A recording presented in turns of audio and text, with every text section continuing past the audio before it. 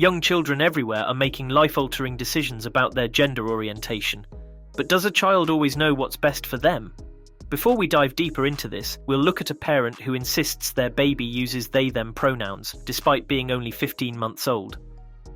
As always, stick around to the end for the recap, this week's woke news, and much, much more. Excuse us. How old is she?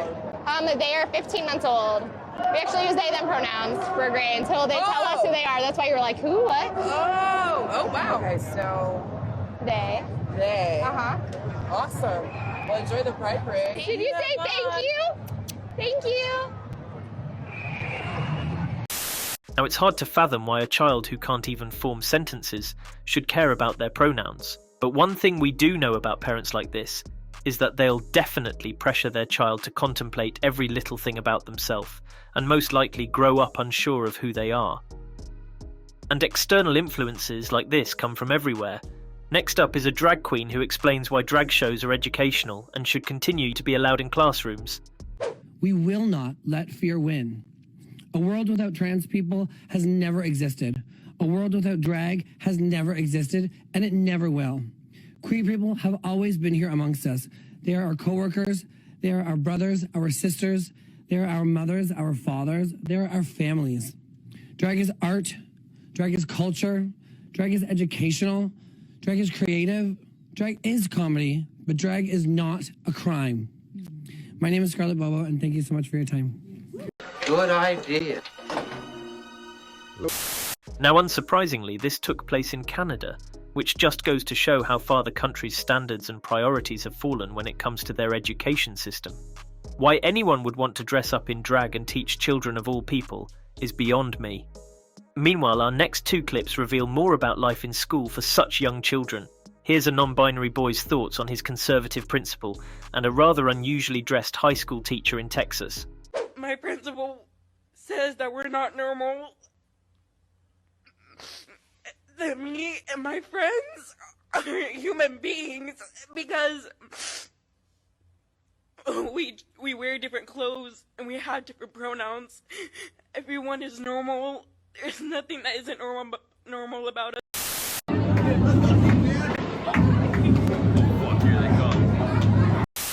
Now, 60 years ago, this would have suspensions and teachers pulling their kids out left and right.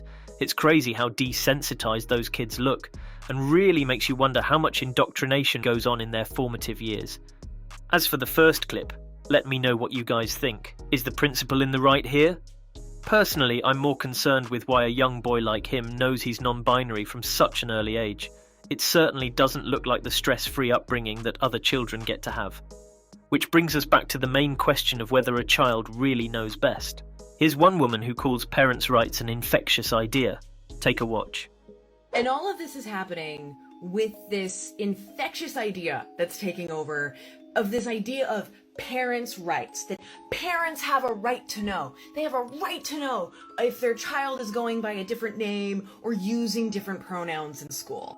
And the thing that keeps hitting me about this is that parents don't have rights, not parents' rights. Kids have rights. Individuals have rights. We have seen in our legal and justice systems that the decisions that parents make can be legally overridden by their children. Children who are old enough to understand a concept are old enough to provide their own independent consent to that. And if a kid knows what pronouns are, then frankly, they're able to consent to changing their own pronouns, and their parents do not need to be involved in that decision. You really believe that?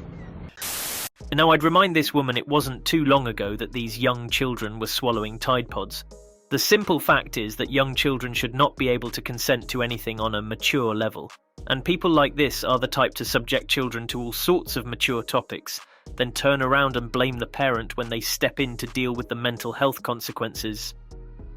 And while I think she's in desperate need of a reality check, so too does this trans university student whose biggest fear is finding the appropriate bathroom to use.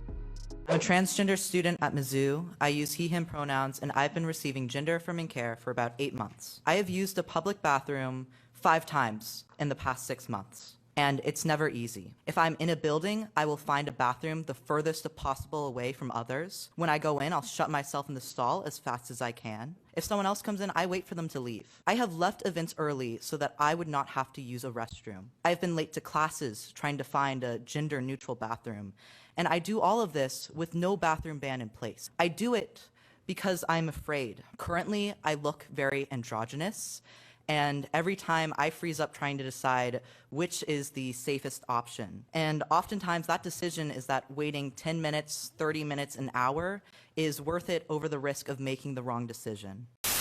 Sadly, it seems that a lot of these problems in today's world are self-inflicted, because this seems like the perfect example of creating your own problem and then proceeding to cry and moan about it.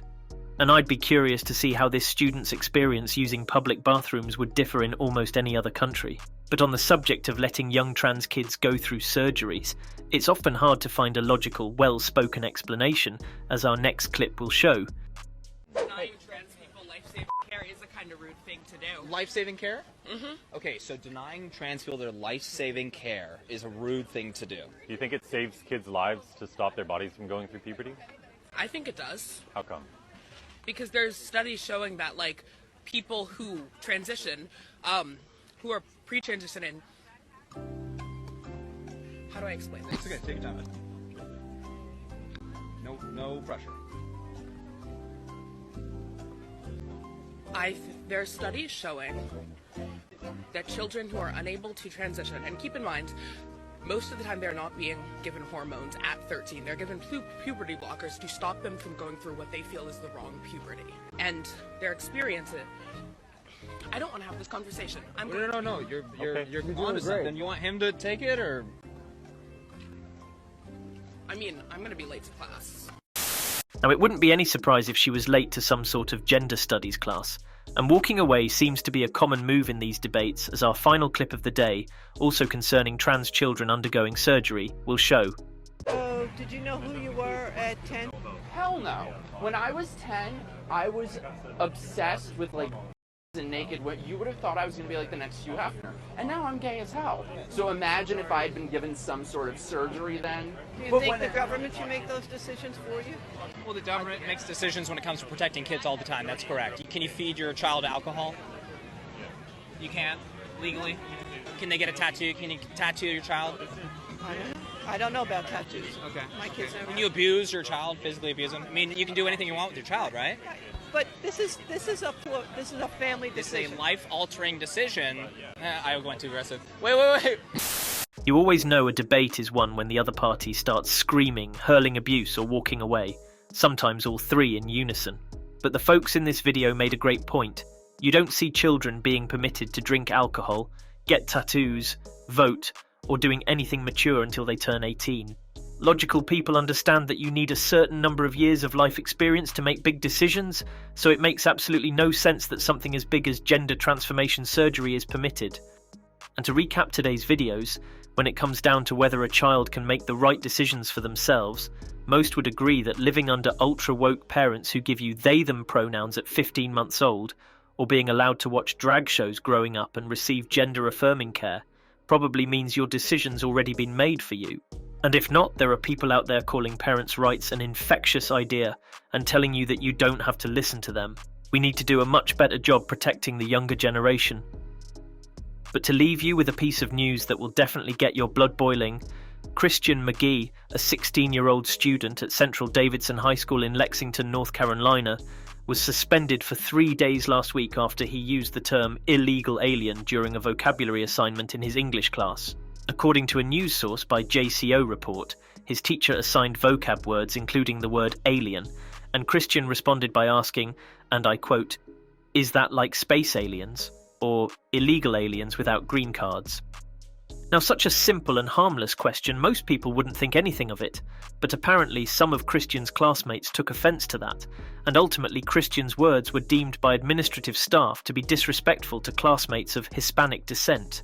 Christian actually clarified that he didn't make a statement directed towards anyone, and simply asked to clarify for the purposes of his assignment, and that the term illegal alien was one he hears on the news and can find in the dictionary. But in addition to the 3-day suspension, Christian actually also risks losing his athletic scholarships for college, as he's actively involved in school clubs, track and cross-country.